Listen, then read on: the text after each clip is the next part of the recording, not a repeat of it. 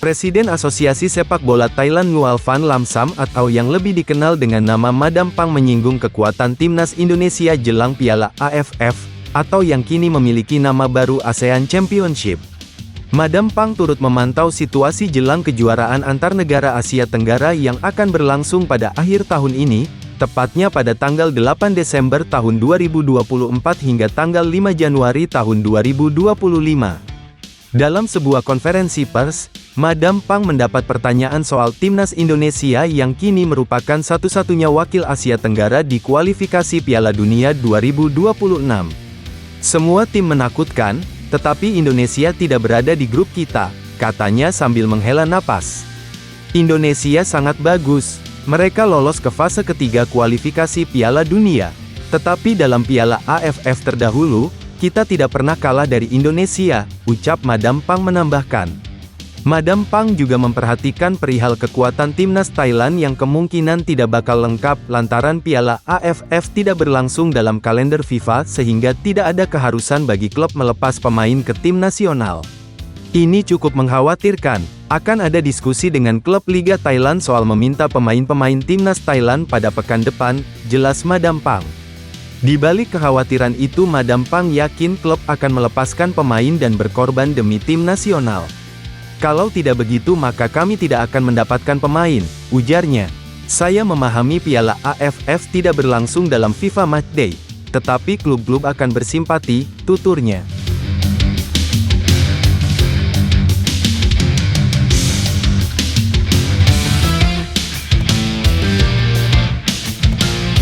Duel melawan timnas Indonesia menjadi laga terakhir Graham Arnold sebagai pelatih timnas Australia.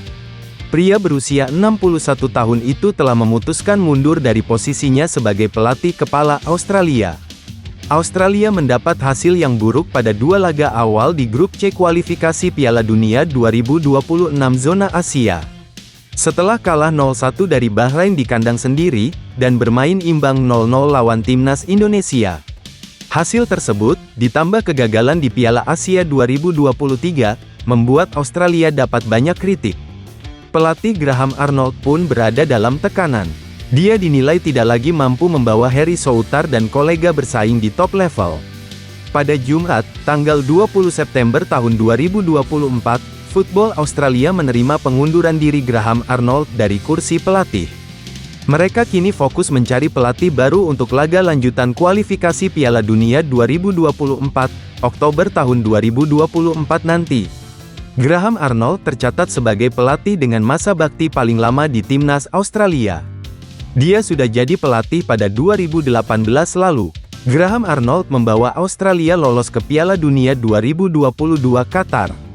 Mereka mampu lolos ke babak 16 besar, sebelum kalah dari Argentina dengan skor 1-2. Kepergian Graham Arnold menandai berakhirnya era sepak bola Australia. Kontribusinya terhadap olahraga dan Subway Socceroos dapat dilihat oleh semua orang, ucap CEO Football Australia, James Johnson.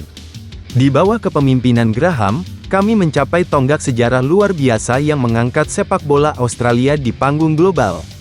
Semangat dan dedikasi Graham telah meninggalkan jejak yang tak terhapuskan pada tim dan sepak bola Australia, sambungnya.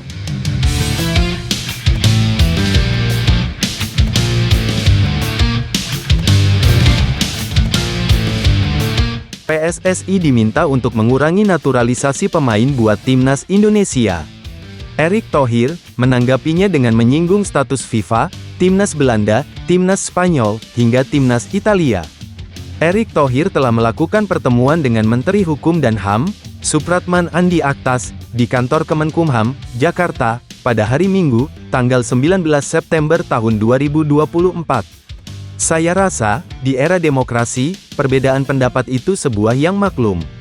Namun, saya dari PSSI, dan saya yakin, Pak Menteri, pemerintah, kita harus mempunyai target untuk perbaikan prestasi timnas Indonesia, ujar Erick Thohir. Itu yang utama, cara-caranya pun terhormat.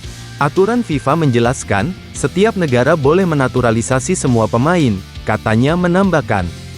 Erick Thohir pun memberikan contoh. Beberapa timnas, seperti Belanda, Prancis, Spanyol, dan Italia, juga mempunyai banyak pemain keturunan. Itu semua tidak melanggar aturan FIFA. Kita bisa lihat timnas Belanda, itu banyak keturunan Suriname. Pemain tim nasional Perancis juga banyak dari negara, tentu koloninya mereka. Amerika sendiri banyak. Yang last, timnya Spanyol, tutur Erick Thohir. Tim nasional Spanyol juga pernah menarik Diego Costa dari Brasil. Tim nasional Italia pernah juga menarik pemain Argentina. Bola itu merupakan event global, dan semua terbuka menurut aturan FIFA, yaitu pemain naturalisasi yang bermain di liganya selama 5 tahun, atau yang punya darah bapak, ibu, kakek, nenek, imbuhnya.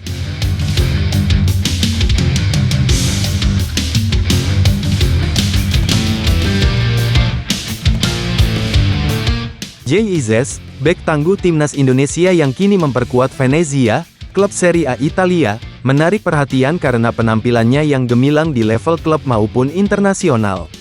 Namun, meskipun bermain di salah satu liga teratas Eropa, gaji Izzes ternyata masih lebih rendah dibandingkan beberapa pemain bintang yang bermain di Liga 1 Indonesia.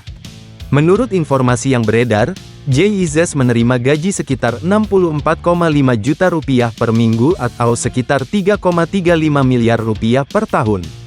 Gaji Izzes di Venezia terbilang lebih rendah jika dibandingkan dengan beberapa pemain bintang Liga 1 Indonesia.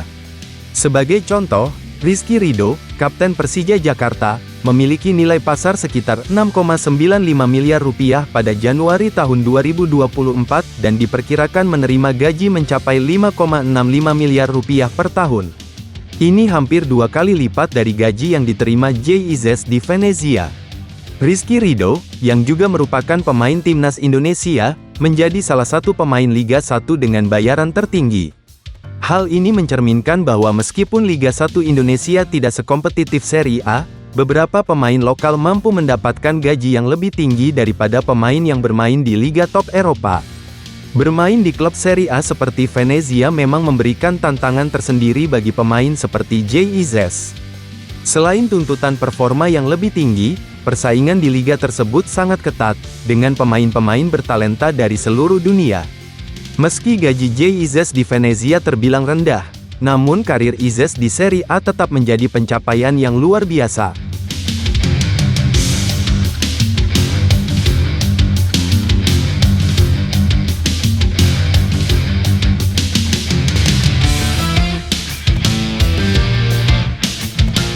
Timnas Indonesia semakin menjauh dari Malaysia dalam daftar peringkat ranking FIFA terbaru yang dirilis pada Kamis, tanggal 19 September tahun 2024. Timnas Indonesia mengalami lonjakan 4 peringkat. Skuad Garuda kini duduk di posisi 129 dunia dengan koleksi 1108,73 poin. Catatan itu membuat Indonesia kini makin menjauh dari Malaysia. Timnas Indonesia unggul 3 peringkat atas Malaysia yang duduk di posisi 132. Pada pengumuman ranking FIFA sebelumnya, Indonesia dan Malaysia masih berada dalam jarak yang dekat. Saat itu Indonesia ada di posisi 133 dunia, tepat di atas Malaysia yang duduk di peringkat 134 dunia. Untuk kategori negara Asia Tenggara, posisi terbaik ditempati oleh Thailand.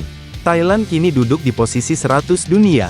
Sedangkan peringkat kedua negara ASEAN ditempati oleh Vietnam pada posisi 116 dunia.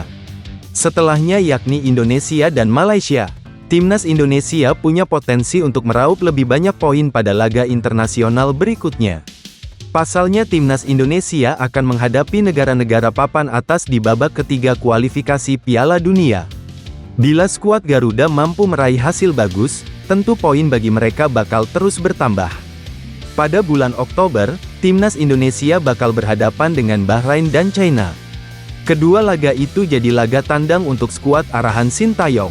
Saat ini Timnas Indonesia mengoleksi 2 poin dari 2 laga. 2 poin itu hasil imbang lawan Arab Saudi dan Australia.